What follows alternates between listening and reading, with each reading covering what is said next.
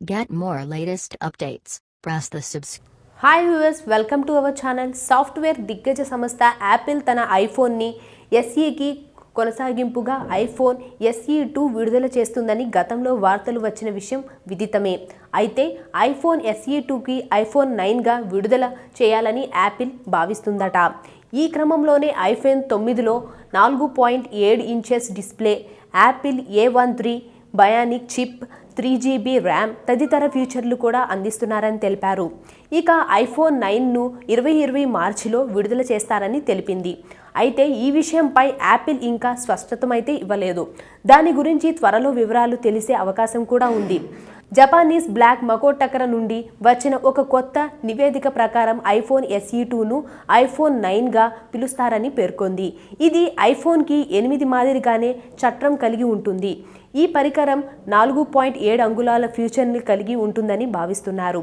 వేగవంతమైన A13 bionic చిప్ను 3GB ర్యామ్తో పాటు బిజెల్స్తో ప్రదర్శించండి మరియు సేలింగ్ కూడా $399 వద్ద అమ్మడం ప్రారంభించారు. యాపిల్ విశ్లేషకుడు మింగ్-చి క్యుయో ప్రకారం iPhone SE2 జనవరి 2020లో భారీ ఉత్పత్తికి వెళ్లనుంది. అలాగే మార్చ్ చివరిలో విడుదల చేయబోతుంది. iPhone SE2 తన మదర్ బోర్డ్ కోసం 10 లేయర్ల సబ్స్ట్రేట్ లాంటి PCBను ఉపయోగిస్తున్నారట. iPhone 11 యొక్క వర్షన్ ఉపయోగించే సాంకేతికాలు కలిగి ఉంది.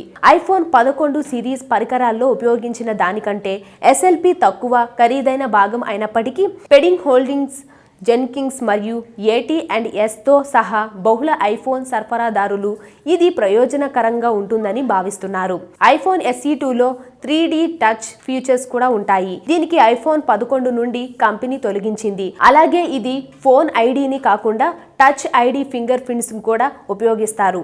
ఈ ఫోన్లో సిల్వర్ స్క్రీన్, గ్రే మరియు ఎరుపు వంటి 3 కలర్స్ ఆప్షన్స్ కూడా ఉంటాయి.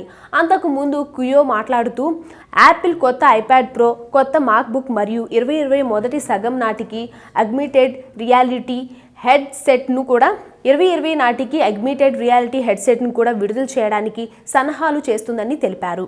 ఈ వీడియో మీకు నచ్చినట్లయితే లైక్ చేయండి, షేర్ చేయండి, సబ్స్క్రైబ్ చేయండి.